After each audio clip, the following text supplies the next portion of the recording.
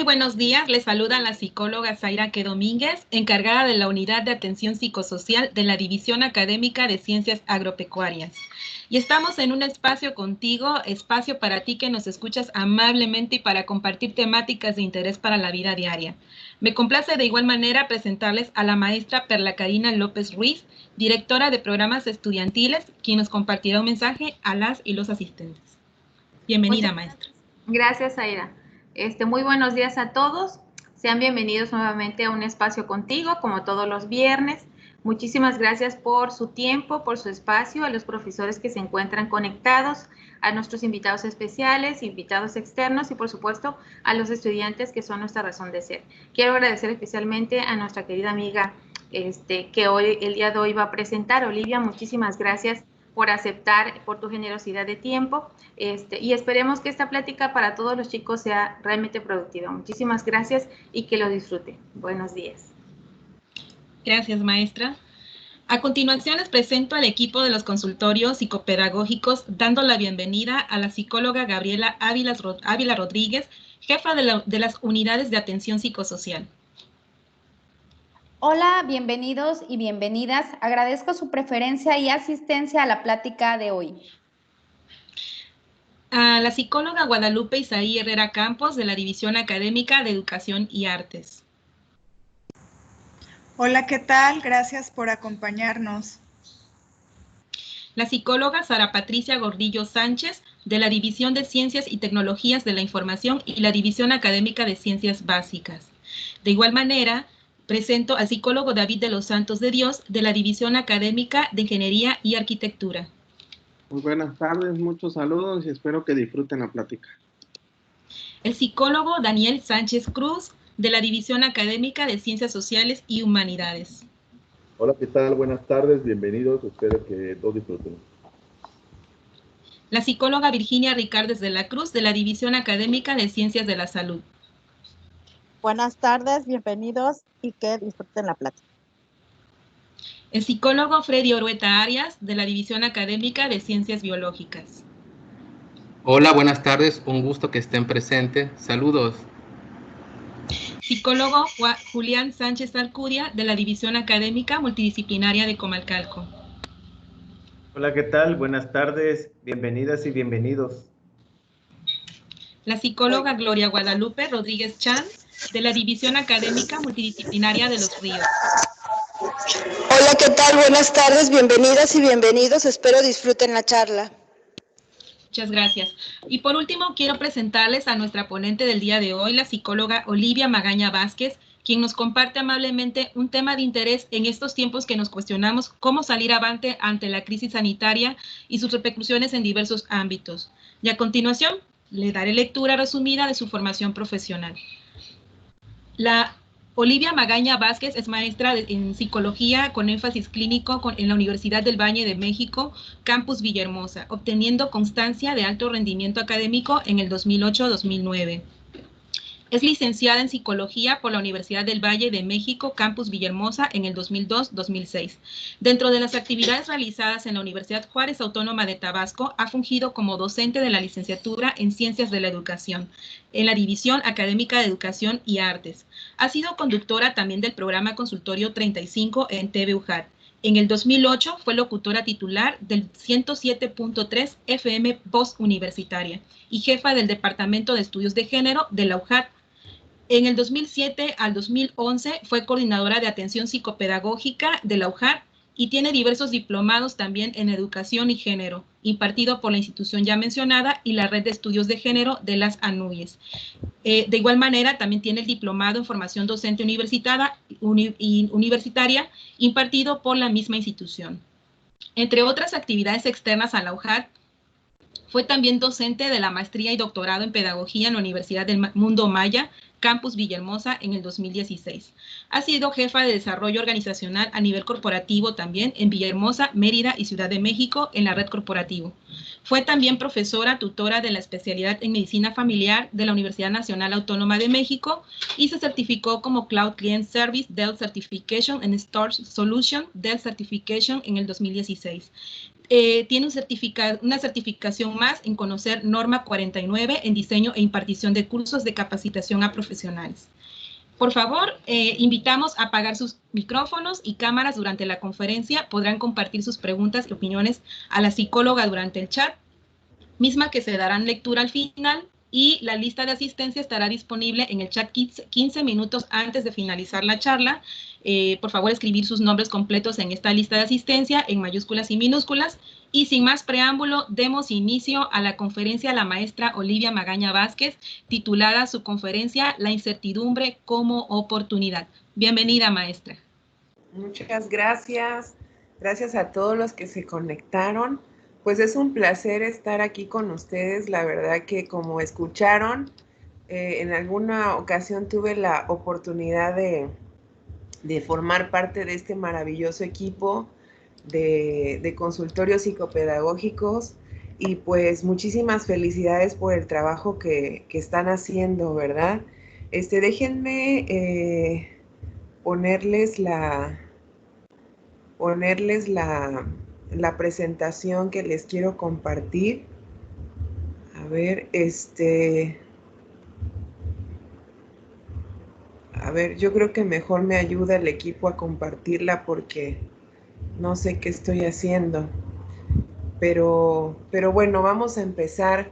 Por favor, si alguien tiene alguna pregunta, hágala llegar a través del chat y con mucho gusto les voy a estar respondiendo, ¿no? Ahí les pido que me ayuden a compartir los compañeros coordinadores el material que les hice llegar para que podamos ir avanzando con la presentación. Pues bueno, gracias por la invitación. Como decía, es un placer estar con ustedes. Y pues bueno, el tema que quiero transmitirles un poquito es la incertidumbre como oportunidad. Voy a partir de un poquito esta esfera psicológica, pero también en el análisis del contexto educativo, global, etcétera. Entonces, vamos a ir de la mano, ¿no?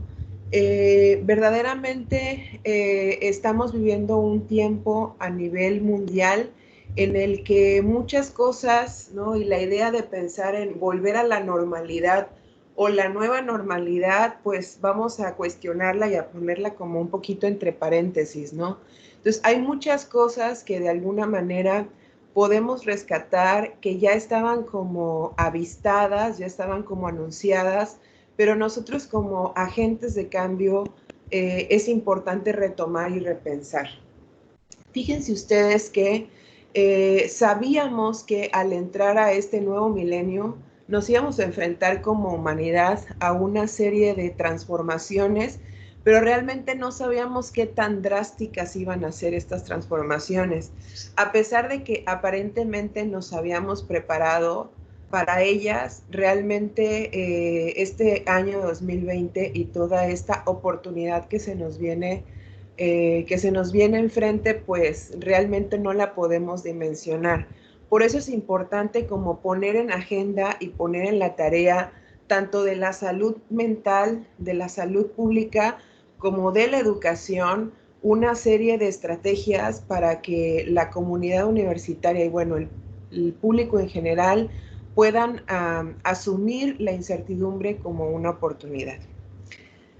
Cerca del año 2000, en el mundo se hizo como una especie de evaluación por parte de muchos países, países poderosos y países en vías de desarrollo, ¿no? Y entonces estos países se dieron cuenta que había una serie de desigualdades en el mundo que era importante poner en la agenda mundial.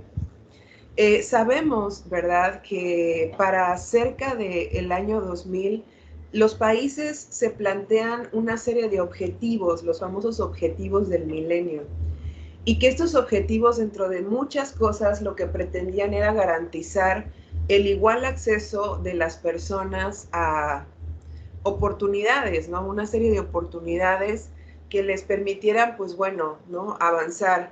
Ahí es cuando se empieza a socializar los conceptos equidad, igualdad, inclusión, etcétera.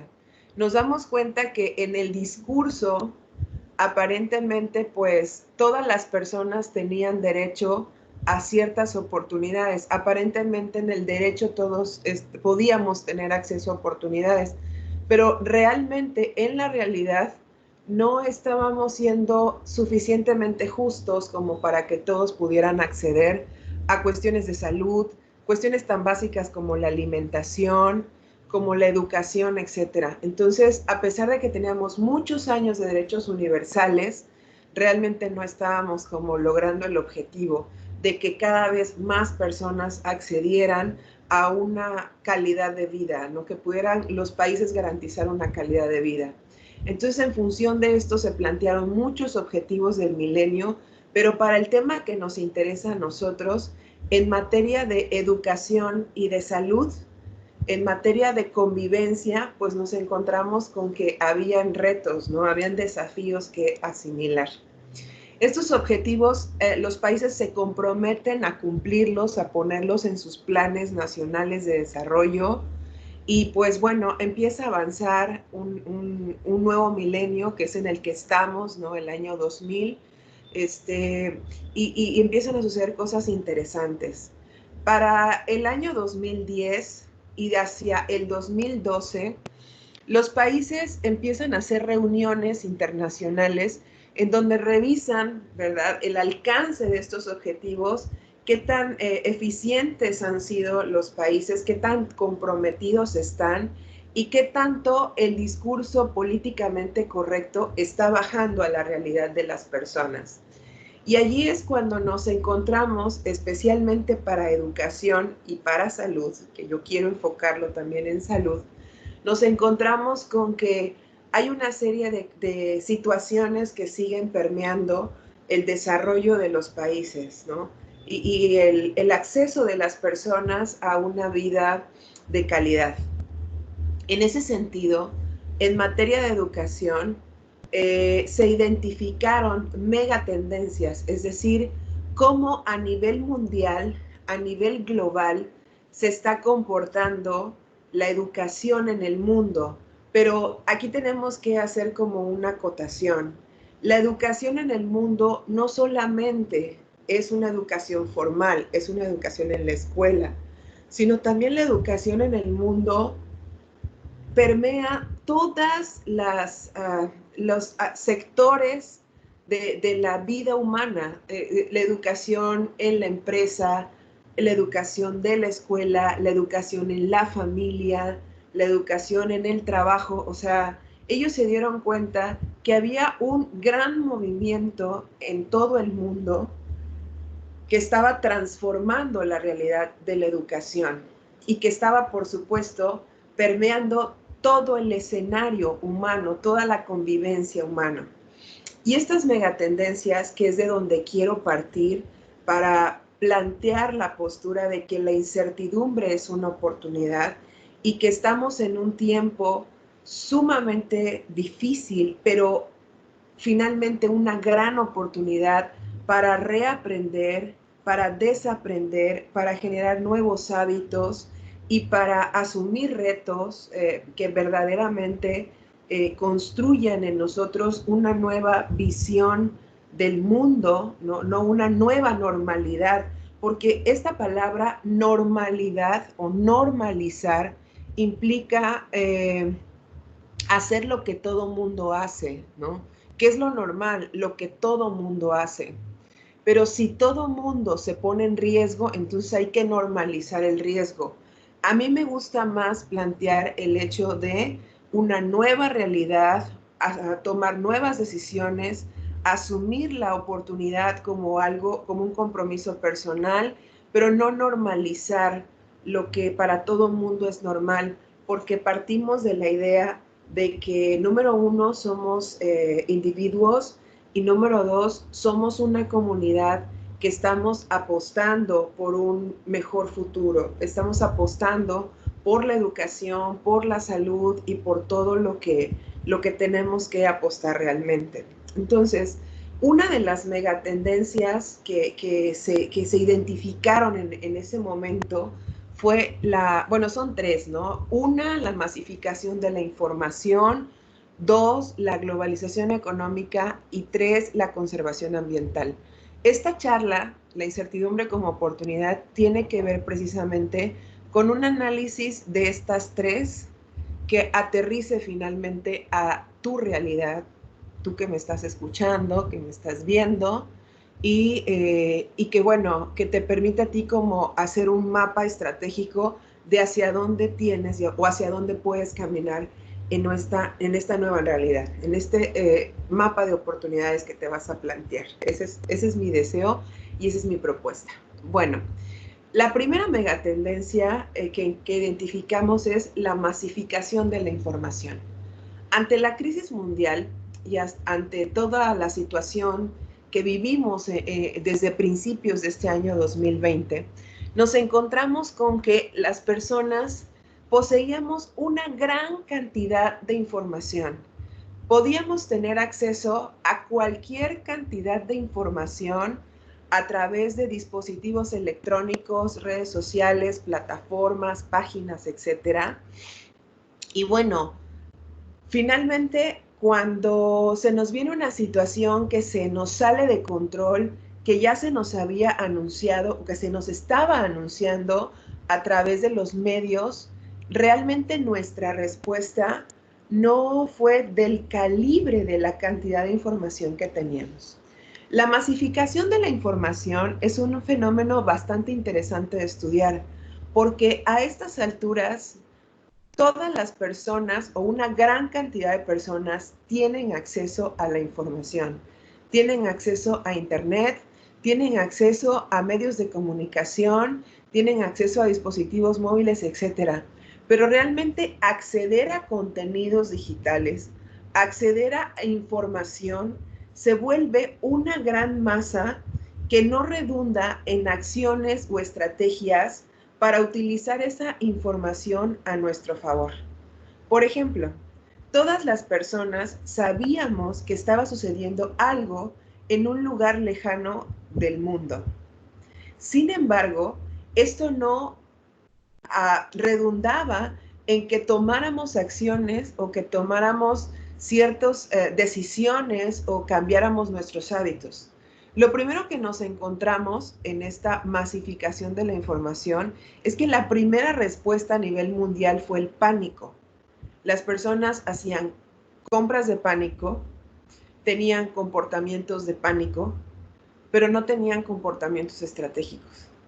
Entonces nos encontramos con que muchas de las cosas a las que accedemos o la información que accedemos a través del medio que sea, es una información que de alguna manera entra a nuestro sistema, pero no se asimila. Y esto genera incertidumbre, porque estamos súper saturados de información, súper saturados de contenidos, sabemos las cosas, pero todo este saber no construye una convivencia o no construye una identidad a través de este saber. Pareciera que sabemos, pero que lo que sabemos no nos define o no nos está abonando a nada positivo en nuestra vida. Aquí podemos ver, ¿no?, en el escenario inclusive de la salud, que todos sabemos que tenemos que tener una alimentación saludable para poder pues vivir, ¿no? Que todos sabemos que tenemos que hacer ejercicio, que todos sabemos que tenemos que cuidar nuestro entorno, que todos sabemos muchísimas cosas. O sea, en el escenario del saber sabemos muchas cosas. Inclusive nos encontramos que en el contexto educativo hay muchas personas que tienen grandes cantidades de información, son personas muy sabias, pero ¿cuánto de esta información redunda en acciones que verdaderamente les permitan avanzar en medio de la incertidumbre? La primera cosa que se nos revela ante la crisis mundial es que somos muy ilustrados, pero que no somos concretamente personas que puedan enfrentar amenazas. Encontramos, por ejemplo, que esta sensación de saber hacer muchas cosas o saber en el imaginario muchas cosas, tener mucha información disponible, poder accesar a muchas cosas, para muchas personas resultó contaminante, angustiante, frustrante, incluso redundó en cuestiones de estrés, psicosomáticas, ansiedad, enfermedades, etcétera, una predisposición a la incertidumbre. Y dos, nos dimos cuenta que consumimos mucho tiempo o pasamos mucho tiempo consumiendo información inútil y por tanto perdimos mucho tiempo, ¿no? Una de las análisis que yo hago con respecto a esta megatendencia de la educación, o sea, de cómo la gente adquiere conocimiento y cómo lo utiliza, es que en países pobres y en vías de desarrollo, las personas son consumidoras de información indiscriminadamente. Es decir, constantemente están recibiendo la información que les llega y compartiéndola, distribuyéndola, incluso en la forma, en el comportamiento que tenemos con respecto a la información, vamos permeando aspectos como discriminación, como violencia, como elitismo, como el status quo. Es decir, si tú no estás de acuerdo con lo que yo digo, con lo que yo creo, con lo que yo comparto, o sea, automáticamente te rechazo, no quiero relación contigo. Nos dimos cuenta que la información la estábamos utilizando desde un aspecto bastante superficial, pero que eso no nos estaba construyendo. Parece ser que ante la incertidumbre nos quedamos de brazos cruzados y no supimos como que qué hacer, ¿no? O sea, o qué posición tomar, qué estrategia tomar. Otra cuestión interesante de esta megatendencia, ¿no? De la masificación de la información, es que nos dimos cuenta que realmente no estamos construyendo redes interpersonales, o sea, no tenemos relaciones interpersonales fuertes, ¿no? Nuestra red de apoyo social, que es sumamente importante, que es necesaria para el equilibrio vital, es muy débil. O sea, nos encontramos con que tenemos a lo mejor muchísimos contactos en una red social, pero que de esos contactos realmente no hay una relación persona a persona suficientemente fuerte como para que esto pueda contener nuestras necesidades emocionales, nuestras necesidades económicas de cualquier tipo, ¿no? Entonces, teníamos, ¿no? Como esta máscara, como esta idea de ser personas súper conectadas, hiperrelacionales, súper informadas, pero realmente ante la crisis que se nos vino, nos dimos cuenta que no era así, que no era tan así, y que esto nos hizo sentir vulnerables, ¿no? A nivel mundial. Otra cosa interesante, nos dimos cuenta que no teníamos una relación con nuestra familia, ¿no? Que muchas de las problemáticas que se vinieron hablando ya en el campo de la terapia o hablando en el campo de la salud mental y de la salud psicosocial, es que muchas familias empezaron a reproducir violencia y a tener muchos conflictos en la convivencia porque realmente no existe o no se construyó una relación cercana entre las familias. Hubieron muchísimas revelaciones en ese sentido. Entonces, con respecto a países, la diferencia, ¿no? Entre cómo se comporta esta megatendencia en países pobres y en vías de desarrollo, vimos todo un contexto de vulnerabilidad impresionante. Tan solo recordemos, por ejemplo, lo que pasó en Centroamérica, personas en la calle, familias completamente desoladas porque no tenían oportunidad, no tenían solvencia económica, no tenían información, no habían suficientes servicios de salud, etcétera, con respecto a países ricos y países en vías de desarrollo que pudieron enfrentar un poquito mejor esta crisis mundial. La pregunta es, ¿de qué nos dimos cuenta? ¿De qué te diste cuenta tú en medio de esta crisis y qué es lo que estamos aprendiendo. Yo creo que uno de los aprendizajes que vale la pena rescatar como para ir apostando por la incertidumbre como una oportunidad es que realmente usemos la información como un recurso, no como una moneda de intercambio. Mientras que en países ricos o en vías de desarrollo son grandes generadores de información, es decir, las personas, la población en general, se orienta más a utilizar la información para construir una nueva realidad o para construir su identidad. Es decir, un joven en Tabasco, por ejemplo, cuando tiene tiempo libre, lo más seguro es que se ponga a navegar en redes sociales 2, 3 horas, que se ponga a hacer TikToks bailando o haciendo un chiste media hora. Y lo más seguro es que un joven en Tabasco, una joven en Tabasco, utilice sus redes sociales para compartir memes, para compartir información que alguien más generó y quizá a lo mejor tome un tutorial o vea videos en un canal de algo que le interese. Mientras que en un país rico y en vías de desarrollo, un joven promedio se dedique a tomar cursos en línea, certificarse, capacitarse, habilitarse, etcétera, ¿no? Entonces, sí vemos que hay un comportamiento distinto, pero una de las cosas más significativas con base a mi experiencia como terapeuta en esta crisis mundial es que nos dimos cuenta de que estamos súper saturados de información, que esta información no nos hace más estratégicos, no nos ayuda a tomar mejores decisiones,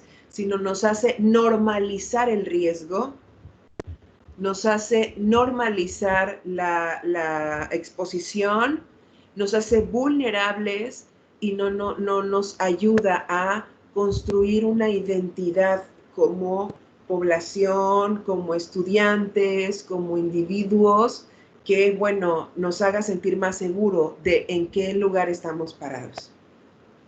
Si gustas pasarme a la siguiente, otra de las megatendencias, como les mencionaba, es la globalización económica. En el mundo, ¿verdad? La economía pues se estaba transformando desde hace muchísimo tiempo, ¿no? Nos acostumbramos a normalizar la crisis económica, nos acostumbramos a normalizar la deuda, ¿no? Como algo que se puede sobrellevar en la vida, ¿no? Pero nos dimos cuenta, también nos acostumbramos a normalizar países ricos, países pobres, etcétera. Pero en medio de esta circunstancia, la parte más afectada de la crisis sanitaria que enfrentamos finalmente fue la clase media, ¿no? Que es la que viene a soportar el peso de la economía en cualquier país del mundo, ¿no? Entonces, por ejemplo, nos dimos cuenta, ¿no? Que las familias no estaban preparadas, o cualquier sujeto, no estaban preparados para quedarse sin trabajo, para tener que suspender sus actividades, no estaban preparadas para, por ejemplo, no recibir una beca o tener que hacer gastos de internet para la educación, etcétera, una serie de cosas, ¿no? Nos dimos cuenta en medio de esta situación que las personas no tienen como ahorros, no tienen deudas que pagar, ¿no? O sea, en medio de todo esto tenían que seguir asumiendo sus deudas. Nos dimos cuenta que los países que pensábamos poderosos no eran tan poderosos, de pronto sí también entraron en crisis. Y nos dimos cuenta de algo que verdaderamente para mí es impactante, tener que sacrificar, o sea, dos cosas, la economía por la salud y la salud por la economía. A estas alturas de la crisis, por lo menos en México, estamos en el nivel en donde primero sacrificamos la economía por la salud y ahora tenemos que sacrificar la salud por la economía. porque lo que verdaderamente hace fuerte a un país es su economía. Si un país tiene una sólida economía, ese país puede enfrentar muchísimas problemáticas sociales, por ejemplo, sanitarias, etcétera. Pero si un país tiene débil economía, entonces definitivamente va a ser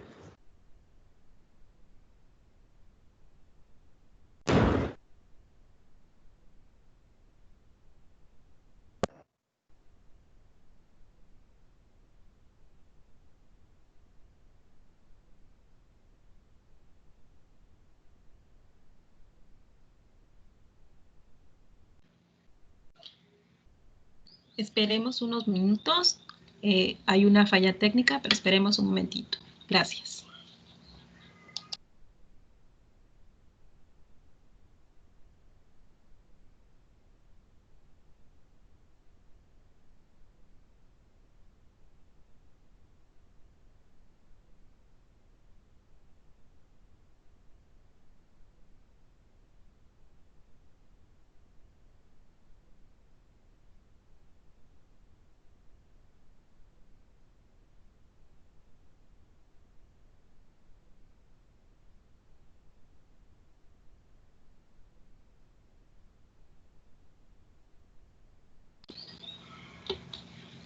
Invitamos a nuestros asistentes que esperemos un momentito. Hay una fallita técnica que estamos checando con la maestra. Muchas gracias por su comprensión.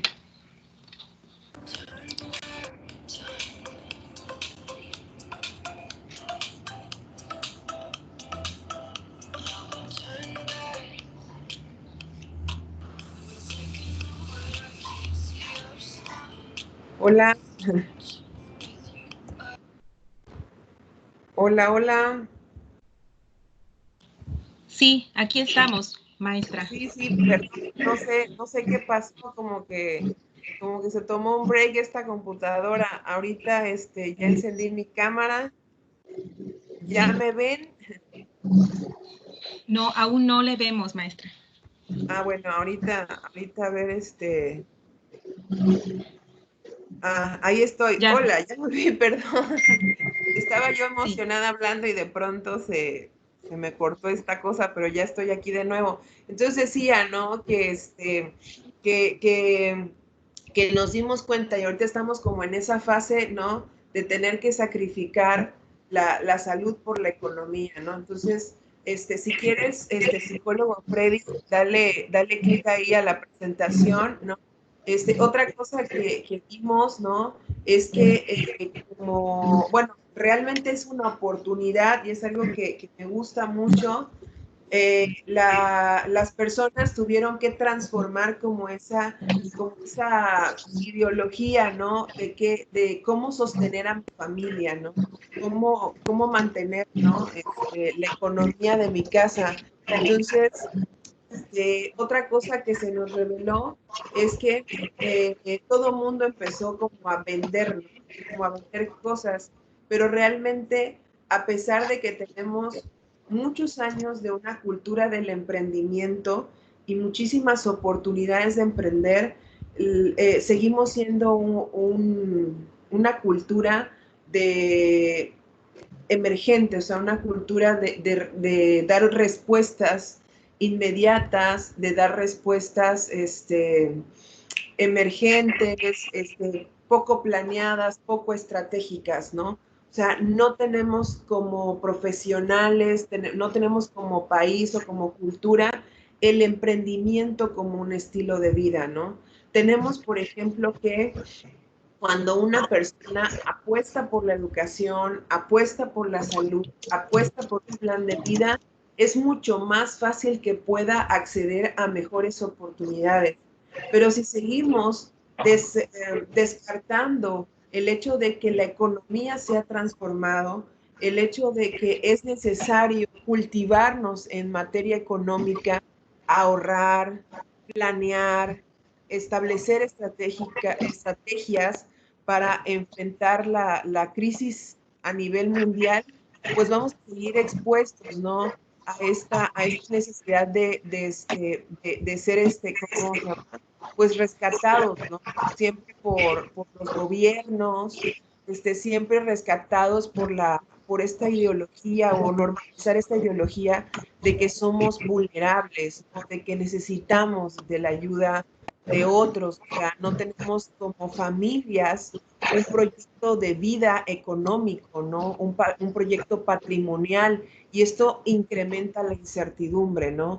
Vimos al principio de todo este contexto, personas suplicando, ¿no? En los medios de comunicación, suplicando en redes sociales que se les brindara una ayuda humanitaria, porque estaban totalmente vulnerables, desamparados ante esta situación, ¿no? Que por supuesto nadie está preparado y estamos súper rebasados, pero ¿qué es lo que evidenció esto? Que tenemos economías localistas, tenemos una economía que está basada simplemente en la oferta y la demanda, no tenemos una ideología de cómo se comportan las cosas o cómo se comportan los mercados a nivel internacional. Seguimos esperando una respuesta constante de los gobiernos para que atiendan nuestras necesidades económicas.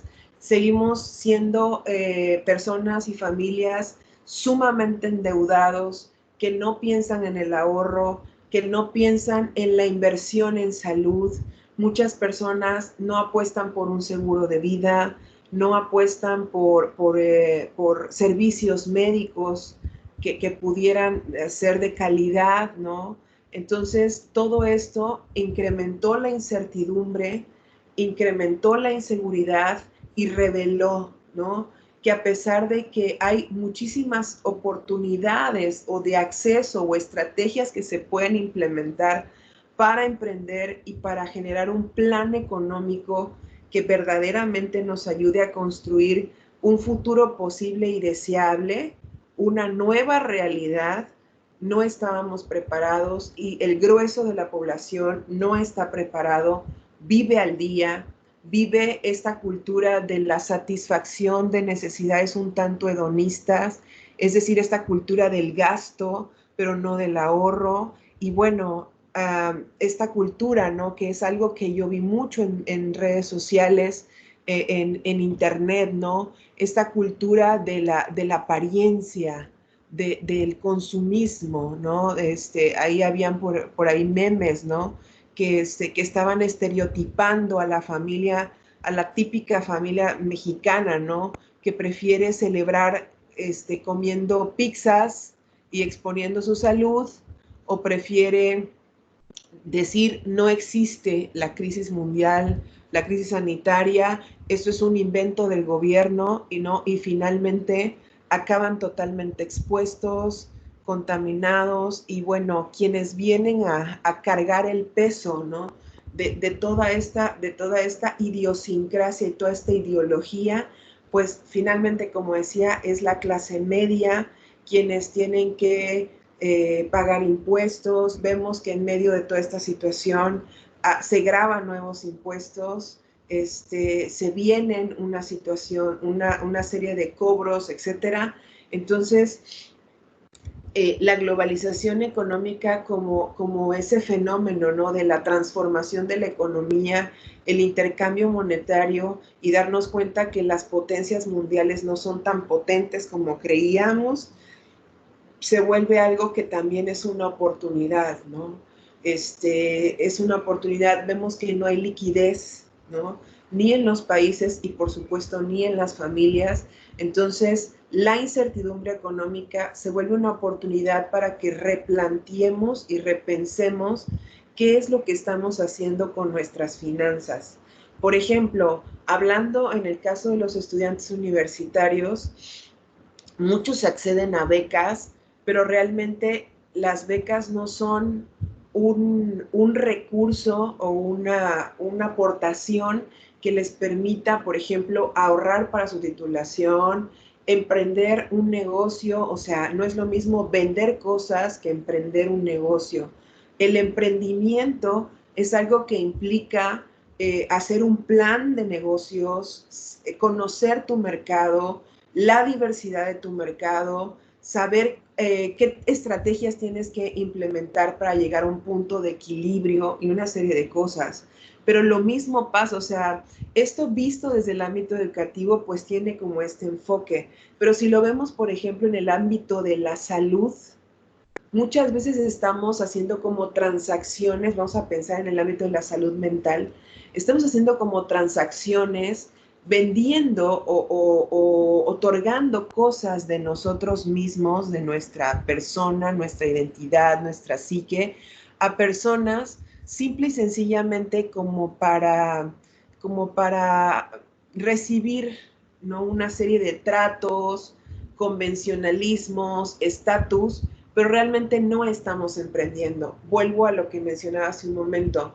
Vendemos una imagen, vendemos una apariencia, una representación social de lo que somos, pero no, esto no redunda en haber emprendido relaciones fuertes, relaciones de negocios, relaciones sólidas o relaciones que verdaderamente contengan lo que yo necesito cuando lo necesito o cuando tengo una demanda, ¿no?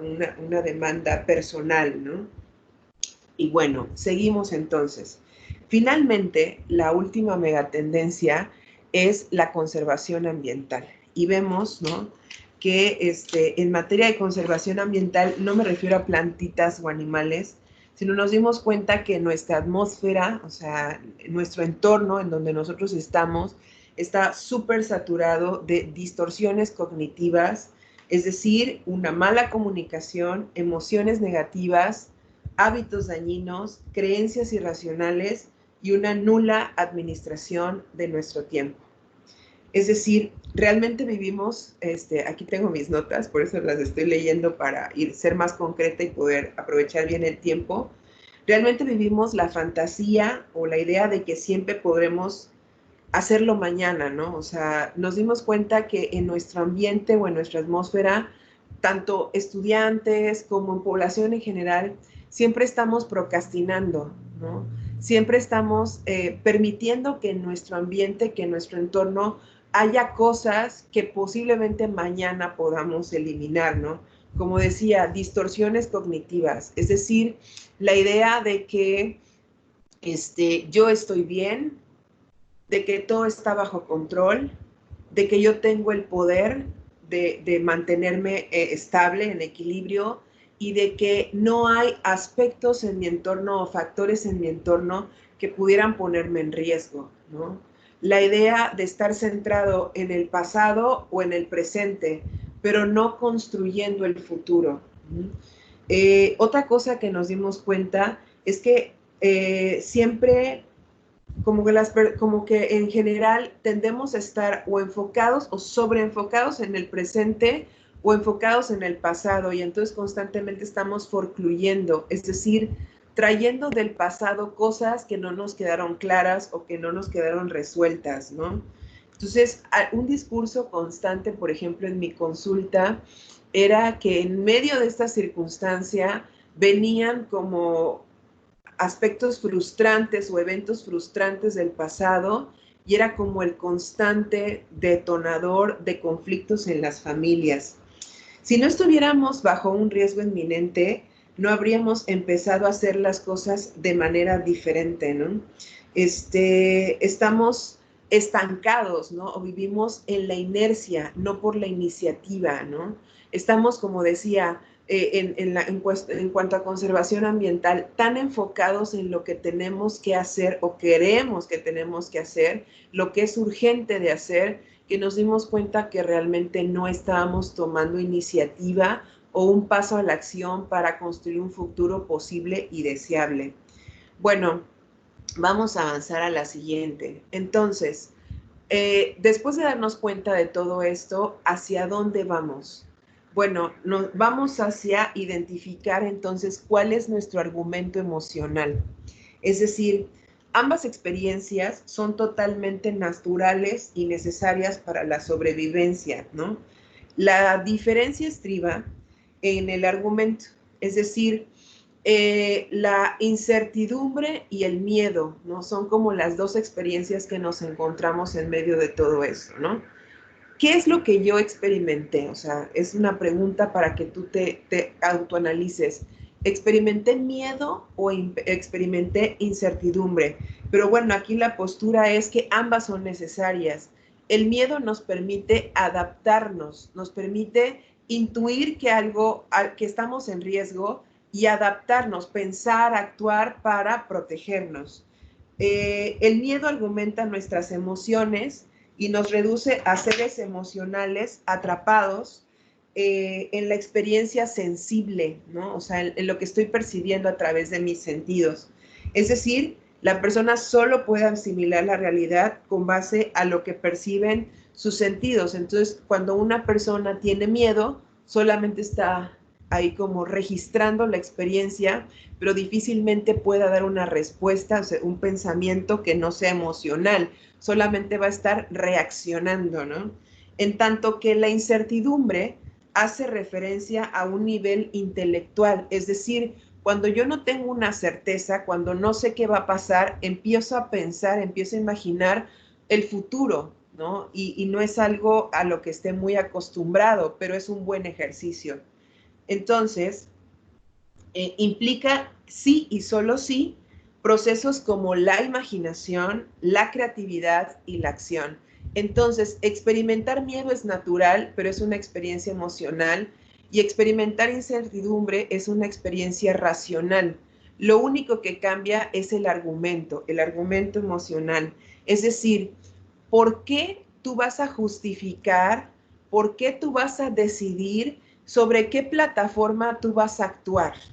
Si tu plataforma es, por ejemplo, continuar estancado, esperando que alguien más resuelva tus necesidades, tú ya te diste cuenta, que es como todo el preámbulo que les acabo de dar, que tenemos mucha información, tenemos muchos malos hábitos, que tenemos muchas distorsiones, muchas cosas que ya no son válidas en este tiempo, sino que tienen que reconstruirse. Podemos lidiar con el miedo a través del cuerpo, estamos programados naturalmente para eso, pero cuando experimentamos incertidumbre, bloqueamos nuestra ruta de escape y esta es nuestra mayor oportunidad. Una persona que decide experimentar incertidumbre por mucho tiempo está bloqueando el mapa mental, está bloqueando su ruta de escape. Entonces, la incertidumbre se combate o se mejora. Podemos aterrizar a un plano más realista, deseable y posible cuando empezamos a implicar la imaginación, la creatividad y la acción. Es decir, imaginar cómo pueden ser las cosas de una manera diferente, establecer estrategias creativas y actuar de manera distinta. Tiene mucho que ver, como decía, la atmósfera. Si tú estás rodeado de gente negativa, de gente mediocre, de gente emocional, lo más seguro es que acabes permeado por ellos y te quedes en el miedo. Pero si tú experimentas incertidumbre y das respuestas con tu creatividad, con tu imaginación y con la acción, o sea, con esta ruta de lo que puedes hacer, puedes salir de la incertidumbre y puedes empezar a generar tú mismo oportunidades. Y finalmente, ya para ir como cerrando, si quieres continuar, puedes tú identificar tu argumento emocional, o sea, puedes identificar cuál es ese discurso por el cual estás estancado en esta sensación de incertidumbre o miedo. Es decir, ¿por qué o por quién no puedes estar bien? Sobre qué persona o qué situación no te permites estar bien, ¿no? Llegó el momento, yo creo que esto es algo que se nos ha revelado, llegó el momento de asumir responsabilidad, dejar el pensamiento fantástico de ser siempre rescatados y reconstruir nuestra conciencia del deber ser, ¿no? Tanto en las familias como a nivel individual, nos dimos cuenta que nuestro argumento emocional muchas veces era el gobierno, los medios, ¿no? Incluso aparece una figura, ¿no? Que es como el redentor, ¿no? En medio de esta crisis, ¿no? El anónimo, ¿no? El que viene a revelar la verdad, ¿no? llegó el momento de dejar de argumentar la incertidumbre como un estilo de vida por causa de una cuestión familiar, por causa de una cuestión del gobierno, una crisis económica, una crisis sanitaria. Llegó el momento como de asumir responsabilidad y darnos cuenta que la incertidumbre es inversamente proporcional a el proyecto de vida y avistar la vida futura como una ventana de oportunidades. Esto implica hacer si quieres darle a la que sigue, hacer una metanoia, es decir, un cambio de mentalidad. Y esa es verdaderamente la oportunidad. Pasa que el fenómeno de parálisis por análisis, o sea, el estar constantemente estancados, analizando cómo pueden ser las cosas, analizando el pasado, analizando el futuro y estancados en el presente, no nos permite renovar nuestra mente, no nos permite vernos en el futuro teniendo pues una mejor respuesta. Entonces, como para concluir, ¿no? Necesitamos hacer como un ejercicio en donde analicemos las tareas aprendidas, que es precisamente lo que yo pretendía con toda esta línea que les presenté, ¿no? Darnos cuenta de para qué estás usando la información que tienes disponible, para qué te está sirviendo ser quien eres, por ejemplo, si eres profesor, si eres estudiante, para qué te ha servido, qué cosas verdaderamente has utilizado para sobrellevar tu vida, qué tanto de lo que dices que eres como esta representación social realmente te ayuda a dar respuestas efectivas para ti, para tu familia, para tu contexto. Número 2, de todo esto que tú eres, ¿qué es lo que verdaderamente está patrimoniándote o cómo estás construyendo una certeza, una seguridad económica, social, relacional? 3, de qué está rodeado tu ambiente, tu atmósfera personal, tu atmósfera familiar, amigos, etcétera. Está rodeada, está sana, está limpia, es lo que tú quieres, o simplemente por esta inercia has estado permitiendo que en tu entorno se carguen una serie de cosas que realmente no te sirven de nada. Muchas veces a lo mejor has tenido iniciativa de hacer cosas muy buenas por tu salud, por tu vida, por tu equilibrio vital, pero finalmente acabas absorto en esas relaciones interpersonales completamente contaminadas, inútiles, etcétera, ¿no? O sea, inútiles simplemente porque no te están funcionando, no son eficaces ni eficientes para ti. Y finalmente, analizar, ¿no? ¿Vives una vida centrada en el miedo o vives una vida centrada en la incertidumbre? El miedo es completamente natural, pero es fisiológico. Por tanto, hay un proceso y hay una necesidad de tener miedo para adaptarnos y avanzar. Pero vivir en el miedo es una fantasía, es una idea adventicia, o sea, siempre estamos purgando condenas por el miedo o estamos justificándonos, estamos detrás del miedo. Pero si nos permitimos pasar hacia la incertidumbre, podemos activar nuestro pensamiento creativo, podemos activar nuestra imaginación y nuestra capacidad de tomar decisiones, y podemos ver entonces que todo implica renovar nuestra mente, cambiar nuestros hábitos y asumir responsabilidad por el resultado.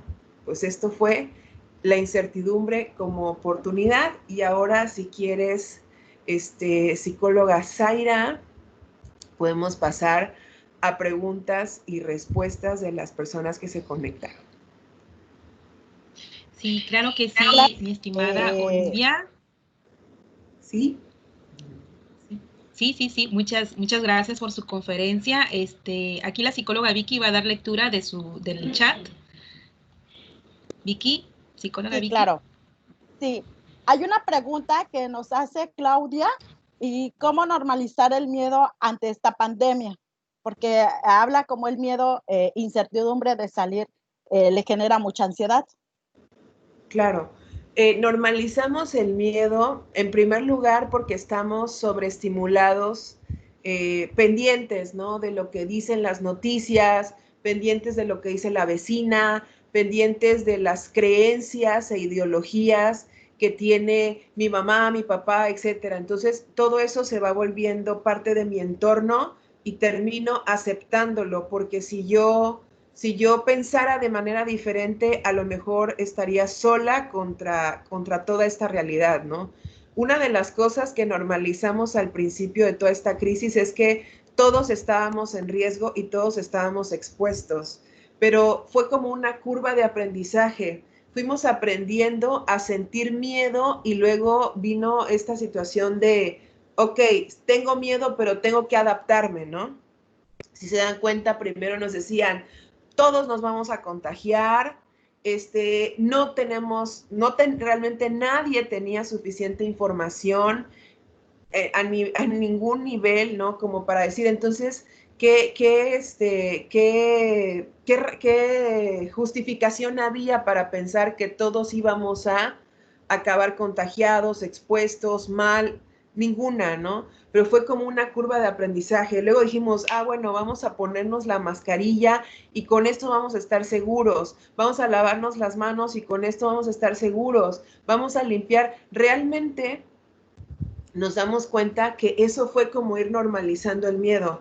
Al día de hoy, las personas eligen cuidarse o no, eligen mantener los hábitos que fuimos aprendiendo o no, y realmente nos hemos dado cuenta que todavía no podemos definir quiénes sí y quiénes no están en riesgo.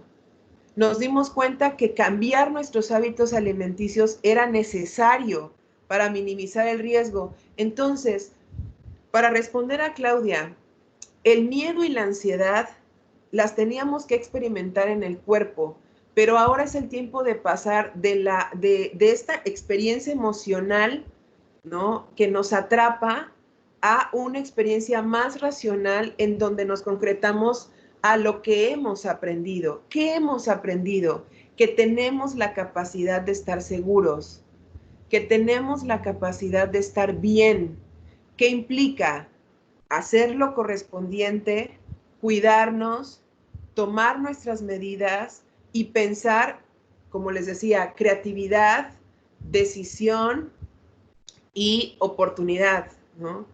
Pensar que si hacemos lo correspondiente, no solamente vamos a estar seguros, sino además vamos a seguir siendo creativos, productivos y vamos a construir una posibilidad a futuro que nos beneficie, ¿no?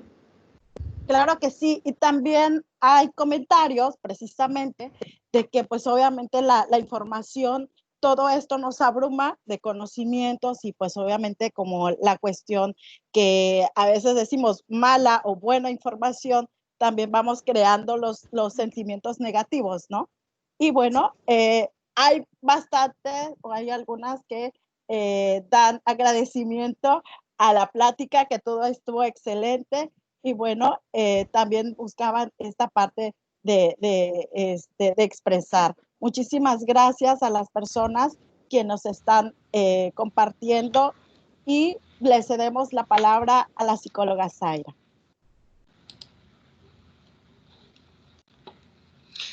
Muchas gracias, mi estimada Oli. Es un placer tenerte de cerca siempre con todos los conocimientos que nos compartes siempre y recordarte que trabajamos juntas en los consultorios psicopedagógicos. Es un enorme placer tenerte siempre en casa. Gracias. Bueno, pues a nombre del equipo de los consultorios psicopedagógicos, agradecemos que nos haya acompañado en esta charla interactiva y que haya sido de su agrado. Les esperamos el próximo viernes 10 de julio a las 12 horas con el tema Codependencia emocional de pareja en esta su emisión Un Espacio Contigo. Hasta la próxima.